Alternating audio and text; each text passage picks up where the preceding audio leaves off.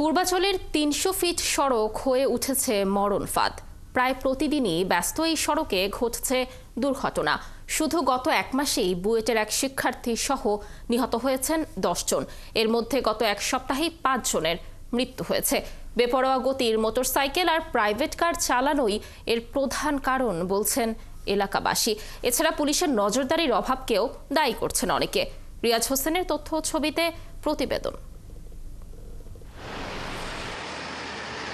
Shea butter ও vitamin E সমৃদ্ধ lily glam beauty soap. Lily, always beautiful. গত কয়েক বছরে দৃষ্টিনন্দন হয়ে উঠেছে নারায়ণগঞ্জের রূপগঞ্জের পূর্বাচল উপশহরের কাঞ্চন বিশ্ব রোড ৩০০ ফিট সড়ক। রাতের বেলায় এই সড়কের সৌন্দর্য বেড়ে যায় দ্বিগুণ, কিন্তু দৃষ্টিনন্দন এই সড়কই এখন হয়ে উঠেছে মরণ ফাঁদ। প্রতিদিনই এই সড়কটিতে ঝরছে প্রাণ। শুধু ডিসেম্বরেই সড়ক দুর্ঘটনায় মৃত্যু হয়েছে ১০ জনের। গত ১৯ ডিসেম্বর রাতে বেপরোয়া গতির প্রাইভেট কার চাপায় নিহত হন বুয়েট শিক্ষার্থী মোহতাসিম মাসুদ। আহত হন ২ জন। এর আগে ১৮ ডিসেম্বর মোটরসাইকেল নিয়ন্ত্রণ হারিয়ে মৃত্যু হয় ২ ব্যবসায়ীর। তারও আগে দুর্ঘটনার শিকার কলেজ শিক্ষার্থী সুজানা ও স্কুল ছাত্র কাব্যের মৃতদেহ উদ্ধার হয় লেকের পানি থেকে। এভাবেই শুধু এক সপ্তাহে প্রাণ গেছে ৫ জনের।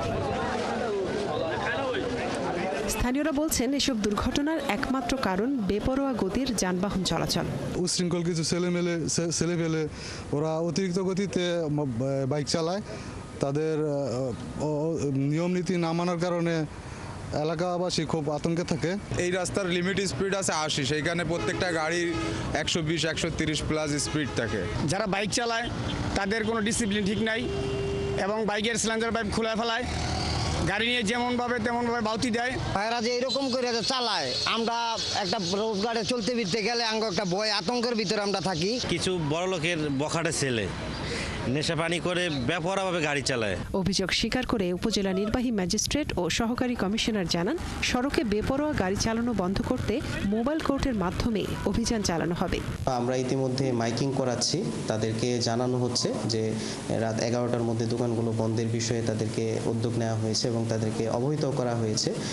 তো আমরা আশা করছি যে এই অবহিতকরণ পর্যায়ে শেষ করে আমরা খুব শীঘ্রই আইন শৃঙ্খলা বাহিনী, রক্ষাকারী বাহিনী সহ তারা আমরা একটা কম্বাইন্ড অভিযানে যাব। আর সহকারী পুলিশ সুপার জানিয়েছেন, সড়কটিতে আরো বেশি চেকপোস্ট বসানোর সিদ্ধান্ত নেওয়া হয়েছে।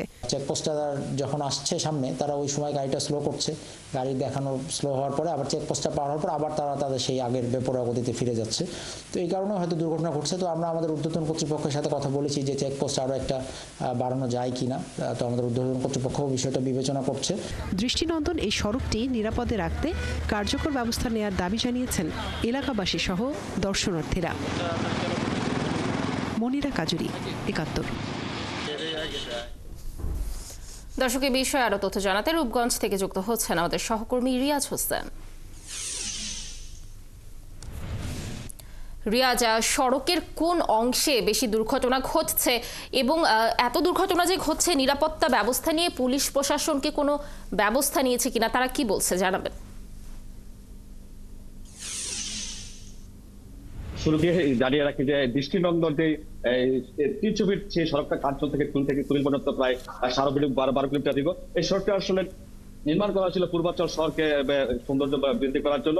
আর এই সড়কে ১ বছর আগে যে উদ্বোধনের পর থেকে কিন্তু সড়কের যান চলাচল স্বাভাবিকের পর থেকে কিন্তু আমরা দেখতে পাচ্ছি যে সকাল থেকে বিকেল পর্যন্ত সড়কের স্বাভাবিক যান চলাচল অনেকটাই স্বাভাবিক থাকে, কিন্তু সন্ধ্যা গড়িয়ে আসলে যে এই যে বেপরোয়া যে মোটরসাইকেলের যে মহড়া, প্রাইভেট কারে দ্রুত গতির প্রাইভেট কারের যে সেটা একটা এলাকার মধ্যে অতিষ্ঠ হয়ে পড়েছে। তবে স্থানীয়রা যেটা আমাদেরকে জানিয়েছে যে এই যে পূর্বাচল কেন্দ্রিক বিশেষ করে নীলা মার্কেট সব বিভিন্ন যে দোকানগুলো গড়ে উঠছে, সেখানে সন্ধ্যার পরে ঢাকা আশেপাশে বিভিন্ন প্রাইভেট এবং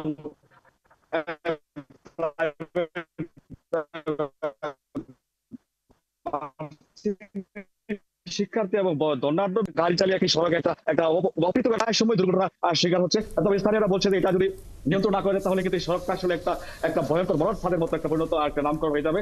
আর এই কারণে কিন্তু এই দুর্ঘটনা ঘটছে। স্থানীয় যারা আমরা উপজেলা প্রশাসনের সাথে আমরা কথা বলেছি, উনি আমাদেরকে জানিয়েছে যে এটা নিয়ন্ত্রণ করার জন্য তারা চেষ্টা চালিয়েছে এবং যে মার্কেটগুলো আছে সেই মার্কেটগুলো যেন রাত 8টার পরে বন্ধ করা হবে সেই ব্যাপারে তারা এই মুহূর্তে তারা সেই ব্যাপারে তারা একটা সিদ্ধান্ত নিয়ে ফেলেছে।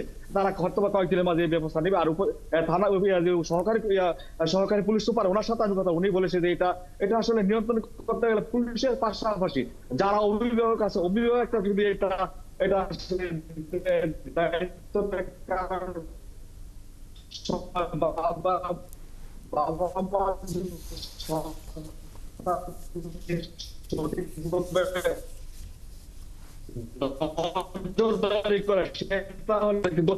কমে যাবে।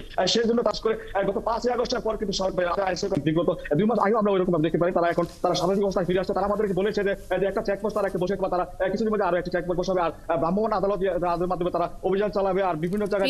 ধন্যবাদ আপনাকে আমাদের সাথে যুক্ত থাকার জন্য। দর্শক যেমনটি জানাচ্ছিলাম যে পূর্বাচলের 300 ফিটে দুর্ঘটনা ঘটেই চলছে, সেখানকার সর্বশেষ পরিস্থিতি জানাচ্ছিলেন আমাদের সহকর্মী রিয়াজ।